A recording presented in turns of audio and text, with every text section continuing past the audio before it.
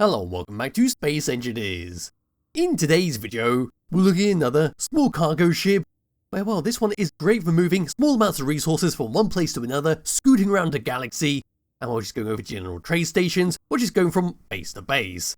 So this thing that I'm currently driving is called the Cargo Bee MKII, which is this lovely thing over here, and I am using a brand new Skybox, which is the Halo Reach Skybox, which will be in the description below if you are interested in it. It's a very colourful one. Lots and lots of detail with this one. It's absolutely magnificent to look at. Got a giant planet down below there. All the way up to there, lots and lots of different bits of colour. And yes, it's just a lovely little thing. But anyway, we're looking at this today because I need to do something very short and sweet, because there is an update to Space Engineers coming out shortly, which along with it will be a brand new DLC pack, which is what I'm going to work through and hopefully have a video out for tomorrow. Anyway, press the F10 and find it in spawn menu. The Cargo Bee is 428 small blocks, using the dev block number 3, Heavy Industry, Sparks of the Future, Automatons, Warfare 2, Wasteland, and Signals block DLC packs. We see here there's a nice bit of information about it, such as it's a small, simple space truck that was originally designed for the SSI Saturn, which I do recognise. Pretty sure I've done a showcase on that in the past. So typing in Saturn in there, and there it is right there, that big old ship. I do remember doing that one. Anyway, back to the Cargo Bee. We see there was an improved design over the Mark I. And all the way down to here, we've got its PCU block count, which is currently blank, but it's written down there, and the PCU isn't too much bigger than that.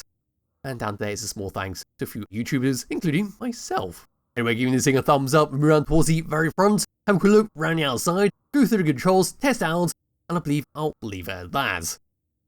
So, for the very front of the Cargo Bee MKII, this is what we get. Where right in the very middle, what we've got is our cab cockpit to drive it around with some grey steel blocks surrounding all of it. But in this middle section, we've got an unfinished steel block with a heat vent right behind it.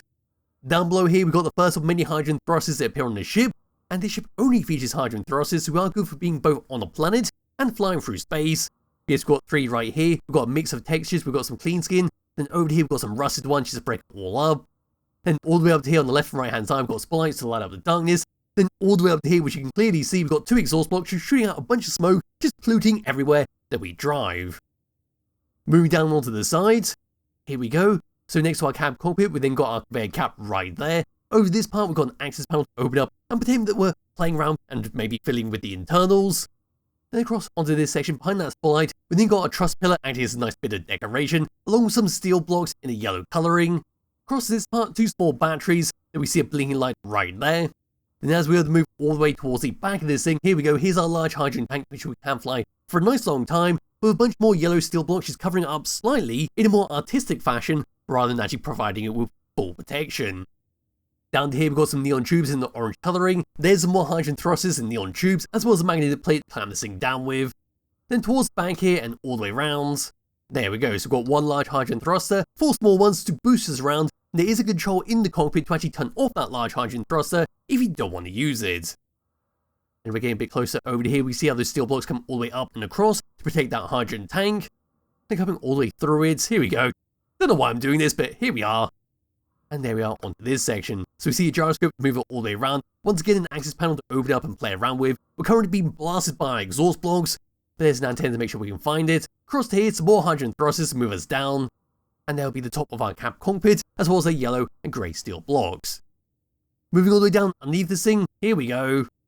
And that's all we can see. So we've got 1 magnetic plate at the front there, more hydrogen thrusters, connected to dock it up. There's the bottom of our hydrogen tanks, there's our rear magnetic plate, and that's that for the bottom of the Cargo Bee MKII.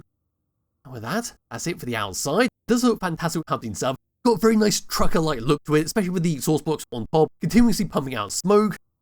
And well, if you do need a small ship to go from A to B very quickly, do a light bit of cargo running, then this ship is going to be perfect for that. But anyway, grabbing hold of my character, here we go, pressing I, and actually finding our cargo containers inside here, because it's very well hidden inside. Just type this in, there we are. So as you can see, we got ourselves 5 cargo containers, so we can't carry too much, but it'll be just enough, like I said, to do a light bit of cargo running from station to station, maybe from station to outpost, or just over to a general area that needs extra resources. Anyway, first person view, this is what we get looking all the way around. So we've got our target locked. Down there we see our meters per second. There's the time of day. Looking up there, there's our hydrogen power usage. And over there, it's just part of the cockpit design, which is hard to make out from where I'm sitting. On the left hand side, we see our spotlight. Right hand side, again, our spotlight. And fantastic view of the skybox all the way around us. Bring up the HUD. Tab number 1, these are the controls we get. So number 1 is going to be your connector below there to lock and unlock it. Number 2 is for the magnet plates at the front and the back to lock and unlock them. Number 3 is then for your truss light, which is where you can see blinking on the side there, so switching that off. There we go, it no longer blinks. Turning it back on, then it will resume blinking. Number 4 is for the spotlights at the very front here to turn them on and off. There we go, so we can absolutely blind anything in front of us. And then number 7 is going to be for your thrusters, which come with your atmospheric assist thrusters. So turning them off just simply turns off those 2 hydrogen thrusters at the back of the ship, so we won't need them in space. Turning them back on, then coming towards the back here and pressing number 8. That's for that large hydrogen thruster at the back there. Then number 9 is for your antenna on and off. Make sure you can go into a super sneaky mode if that's what we want to do. And with that, that's it for all the controls. So all we've got to do now is fly it around, and I believe that'll be it with this video. So moving forward without that large hydrogen thruster turned on, here we go. And that's what we get. So we've got some very respectable speed for this ship. It's still bloody fast without that thruster, but coming to a stop, there we go. We still got a nice lot of speed with that. Pressing number 8, moving forward once again. We are bloody fast, we can use that for an emergency. Say an enemy drone has snuck up behind you, turn that on, blast away, and hopefully we'll escape from the enemies. Anyway, come to a stop once again. It's going to be the same as what we just saw, nothing's going to change with that. We can see the lovely stream of smoke coming off this thing as we blast around. Moving left, and move right, some nice speed with that as well. Moving down, getting some very nice speed with that, and moving up, there we go, some nice speed. Coming to a stop, there we are, pressing number 7, moving up again. Doesn't really feel too different, but I'm sure it'll make a difference while on a planet. We'll do that in just a moment after we do a gyroscope test. So moving this thing around, here we go. A nice little control over this, a slight hint of weight so it's not too uncontrollable. It's not like a small fighter that goes very, very sensitive, so you can just flick the mouse around and do a complete 180 or complete 360 by barely touching the mouse. No, this thing feels very nice to fly around and certainly suits the side of the ship, and generally what I prefer when it comes to a small block ship, or just ships in general. And with that, what I'm going to do now is come over to a planet, the Earth-like planet, wherever that one has gone. And here we are on the Earth-like planet. So once again, turning off number 7, there we go. As you can see, moving down, and then letting that come to a stop. We are fairly slow, so that's why we have those assist thrusters turned on, because we want to move down once again. And there we are, it's a lot better, a lot more protection for this vehicle if you, carrying a lot of heavy stuff inside yourself. Then just flying around once again.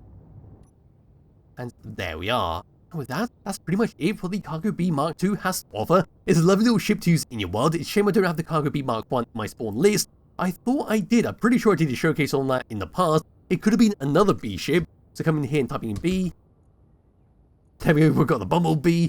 Got another bumblebee. There's the honeybee. We then got the rig bee. We got the space bee scrolling down to there. There's a lot of bees in here, including the Tessa bee, which is a bloody large mining ship.